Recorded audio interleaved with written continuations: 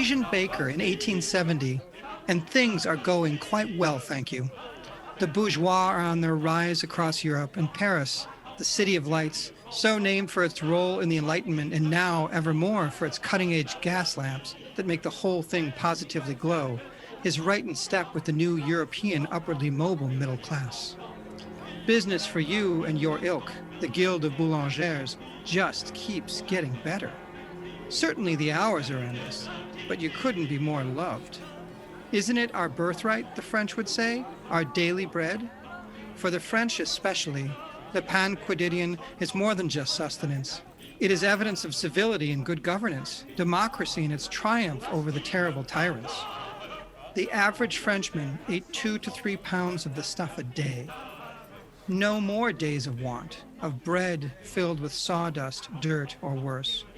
Our daily bread was now a matter of law. But the revolution took care of that, didn't it? Gone are the deep autumn days of 1789 when 10,000 women marched from Paris to Versailles to lay siege to the royal palace, all over the cost of bread. But Belle Epoque or not everything is so rosy. Rising tides lift all boats, they say, and much of the country folk are streaming out of their viliatic homes, drawn like moths to the city lights, drawn to the jobs and opportunity, laborers, craftsmen, midwives, and milliners, bricklayers, and bakers. How's that, the sophisticated Parisian baker said? These country bumpkins mustn't be allowed to gain an edge. This is Paris, after all.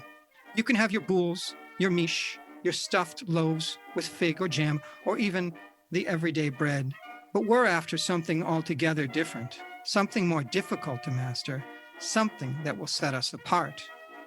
The Parisian bakers create the equivalent of the microchip of bread in its day, something the country bumpkins wouldn't be able to recreate, something so ingenious their customers will crave it and come back, something more rustic with a crust that puts the humble miche to shame, something made of a dough that nearly defies physics, something which has a clock of perfection and freshness that starts ticking the minute you tear it open with your hands, something that keeps hungry Paris coming back for more.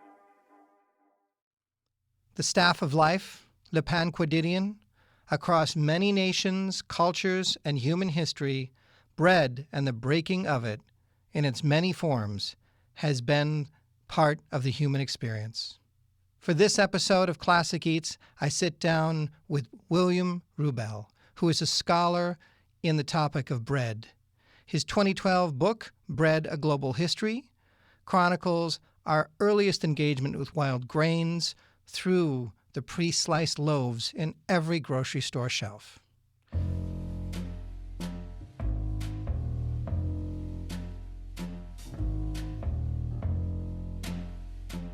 So bread is much older than I think most people realize. And you're a bit of an authority on that. So can you do a deep dive in how truly old bread is for our species?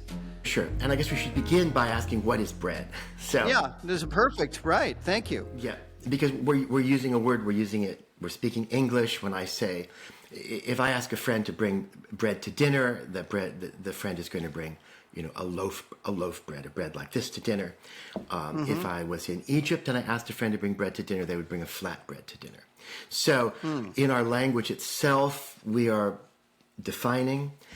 In the wheat is the largest crop by acreage in the world. Essentially all bread in the world, everybody eats is wheat bread, a little bit of rye, a little bit of barley. It's basically wheat. So if we sort of move back, when the Spaniards, when Columbus arrived in Hispaniola, in the Caribbean, in his 1492 voyage, they encountered cassava bread. Yeah. Bread is what a culture says bread is. Now, when we're talking about bread, we're really talking about a doughy, a starchy thing that we bake made out of a large-grained grass that has gluten. And that is barley and that is wheat. Okay. They originated in the Levant, in southern Turkey, what we now call Syria, what we now call Israel, what we now call Palestine.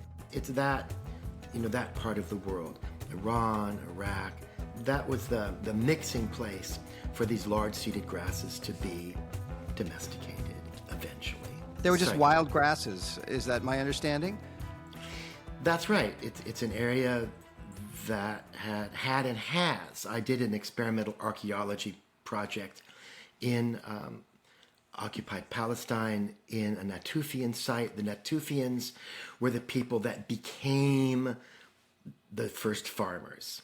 So the Neolithic, the New Lithic, the New Stone Age was really most important for humans as the first time that a crop was fully domesticated. Domesticated happened all over the world, essentially at the same time. We're talking about roughly 10,000 years ago. But for sure, the first domesticated crops were barley and wheat in that part of the world. Mm-hmm. And what we can see from the DNA analysis is that way back, around 30,000 years ago, and that is the time of the glacial maximum. That's when the ice sheets were heavy on the land of North America. Amazing. At that time, we can see a little something deep in the DNA that suggests that all over that area, that the gene is beginning to change. It's beginning to be directed through planting. The first physical evidence is at a site called Ohalo 2. They had pillows all around the outside of the structure. And if you've been to an Arab culture house in that part of the world, you go into the apartment and the furniture is all around the outside, lining the walls. Mm-hmm. Inside's empty. The floor was covered with flowers, so it was for aromatics to smell nice. And there was a grindstone near the hearth, near the fire. And around that grindstone in the ark was over 1,000 seeds. Barleys, wheats, and other seeds. Wow. And there was a concave space. I grew up with the phrase, the crust is the best part. But I understand from some of your talks and writing that was not always the case, or if it was for people that were considered essentially less than or something. I'm sure I'm not getting that right, but can you elaborate there? I think I think of a crust on a loaf as a cracker fused onto the crumb. I think of it as it's two concepts. You grow the crust and the crumb. And one also big advantage to wheat bread over any other kind is the subtlety in the recipe, the subtlety of the baking, the subtlety of what you can get out. One of the distinctions, certainly in the European early modern period, which is, say 1400, 1450 up to 1800, was the crust. So us the crust rich of people, we can tell we're rich because I don't have calluses, so I don't actually work for a living. So if you had calluses in like 1600, then you were able to eat this crust. The crust's the best part. I mean, out and out. The crust is the best part. So the phrase that I grew up with, my parents, my family, my aunts and uncles, my grandparents were speaking the truth. They're speaking the truth. But at that time, power said, essentially, like, the crust's the best. Alas, I'm a rich person. My whole physiology is different. I can't digest it. My guest today on Classic Eats is William Rubel, the author of Bread, A Global History.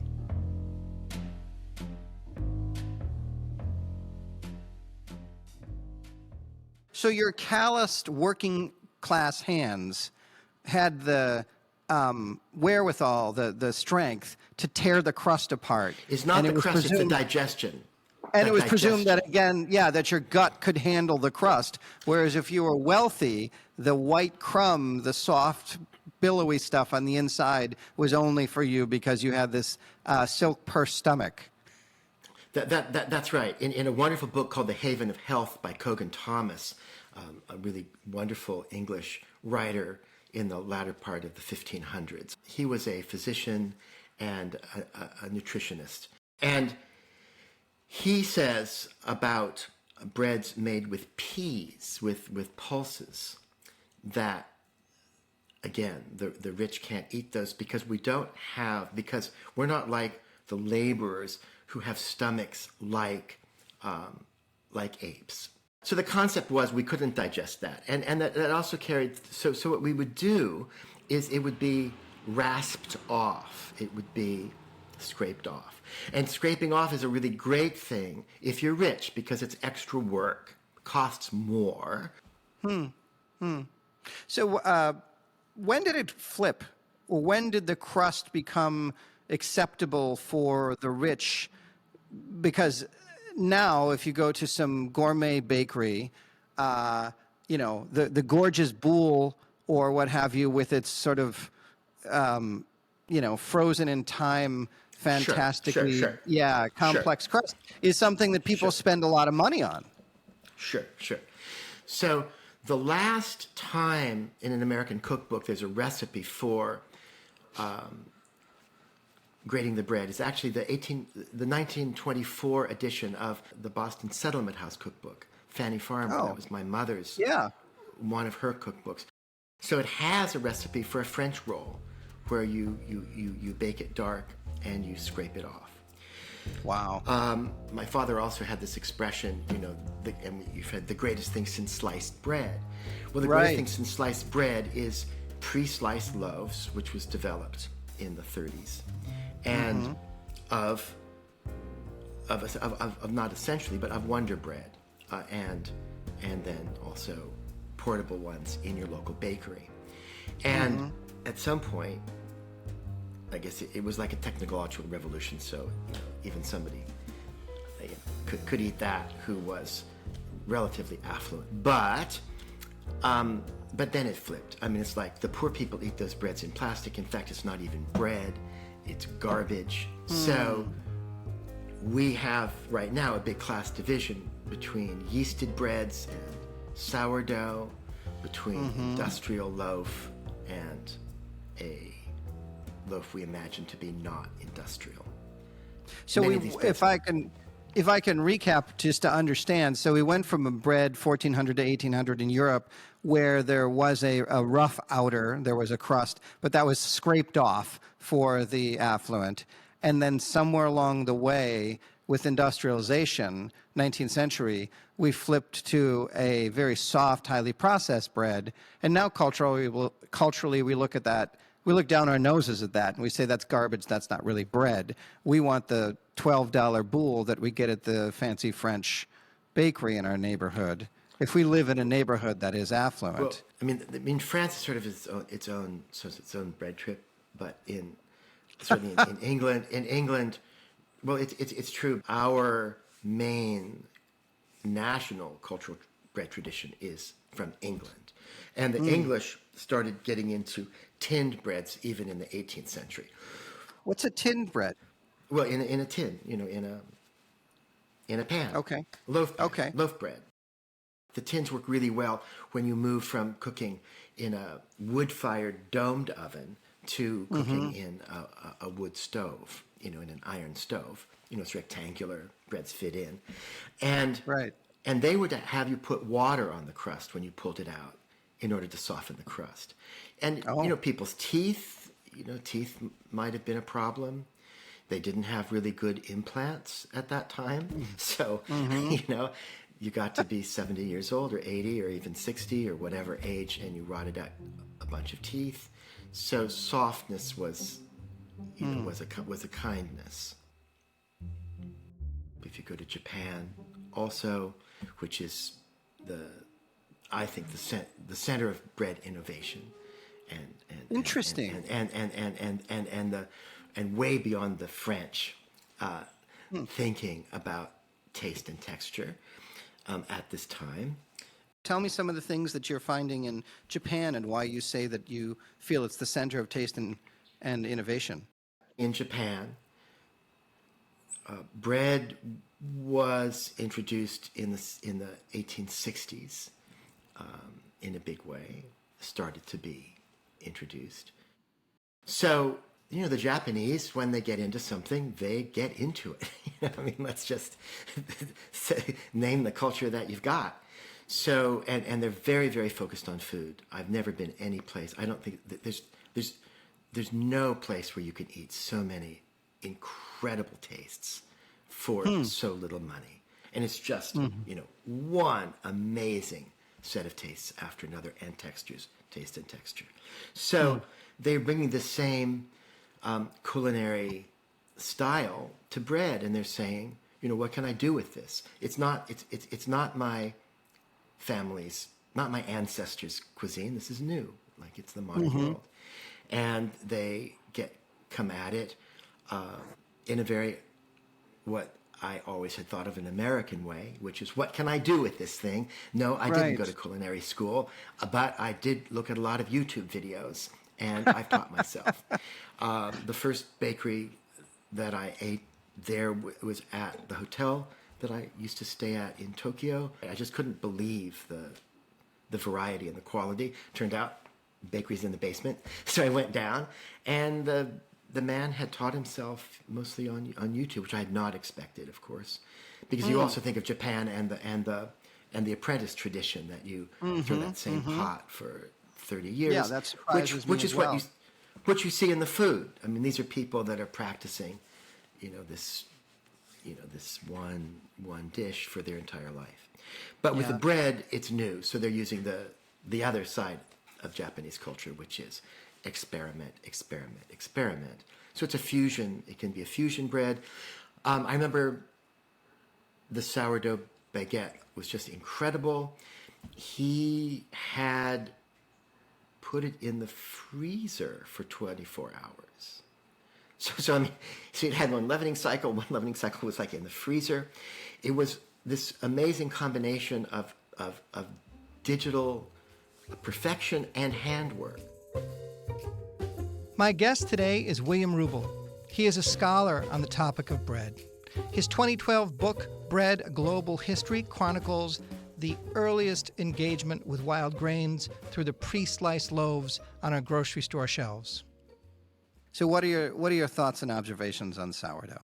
It is the leavened bread, and Galen, the person who systematized the humoral system in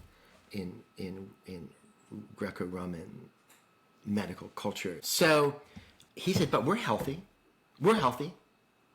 And our bread is made with yeast. Now, France, most of France is a wine place. So beer, there is no such thing as bread yeast. There's only one species of yeast, a sugar-loving yeast called Saccharomyces cerevisiae, the Greek god of grain, cerveza, beer in Spanish. So this was a yeast that was identified with brewing in that Latin line. But there's one species of yeast, Saccharomyces cerevisiae, that's the yeast in wine, that ferments wine, palm wine in Africa, sake in Japan, and bread. So wine, beer, palm wine, sake, and bread. And bread. So it's the same yeast. The way you got yeast for your bread was by going to the brewer. You can say, could I bring a jar and say, can I get, could you fill it with some yeast? And what you're going to discover is that your bread is just going to explode. I mean, it is so active. It is so, so fantastic. So rich people have always liked soft bread. And it cost money. You get a theme here. So the lightest breads are made with yeast. So, I mean, you know that yourself. You make a bread with yeast, it's going to have a softer crumb. The faster you rise a bread, the softer the crumb. The slower it rises, the the more chewy the crumb. So if you want chewiness, then you'll say that this soft one is bad. And if you want softness, then you'll say the other one is bad. So remember, there is no good and bad. The best bread is the bread that is written in your heart, not in the stars. But what I think has happened is, in the last couple decades, is that this is the last product that the middle class can afford that is more or less handmade. That we're going for irregularity. It's not in a tin, not marching off the assembly line, everybody the same. But, you do need to know that, these big bakeries are producing breads by the ton, and it is marching off the assembly line, having been formed by a robot. And I loved what you said about in the stars, by the way, and in your heart. That was I always start my talks that way. It anchors me and anchors people, but don't lock yourself in like, this is the only way to do it. This is best. Yeah. Beautiful. Thank you. Thank you so much. Thank you. Nice meeting you, Kyle. Thank you for calling me. That was Classic Eats with Kyle Johnson Cherek, and historian William Rubel, and bread. Thanks for taking a seat at our table with Classic Eats. Classic Eats is created and hosted by Kyle Johnson Cherek and co-produced by Applaud Productions and WUWM. Executive producers Kyle Johnson Cherek and Rob Schoonover. Audio editing and engineering by Brian Arkta and John Rymaszewski. Thanks for taking a seat at the table with Classic Eats. You can hear this episode again and any others you've missed when you subscribe to Classic Eats, found wherever you listen to your podcasts.